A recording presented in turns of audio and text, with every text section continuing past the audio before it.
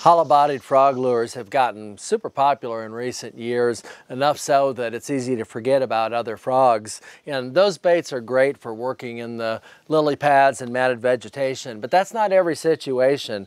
Rebel makes a series of frog imitating lures that are each fit a little bit different situation, and they're easy to use, and you don't need to have that heavy vegetation for them to work. I just want to show you each of these baits. The Frog R is a walking style bait. It sits kind of upright in the water like a frog sits in the water, and then when you work it with twitches, you walk the dog like you fish like a Zara spook or something like that, and it just darts back and forth. Looks like a frog coming across the top. The Poppin' Frog, kind of similar profile, also sits upright. It's a little bit smaller, and as the name says, it's a popper. It's a popper, it's also a frog.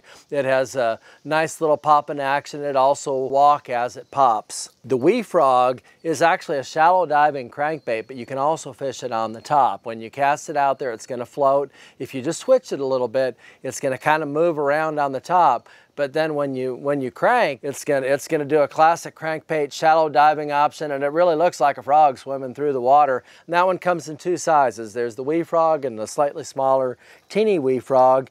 And finally, you have the Buzzin' Frog. And this is a cool bait because it's a buzz bait, but it also imitates a frog.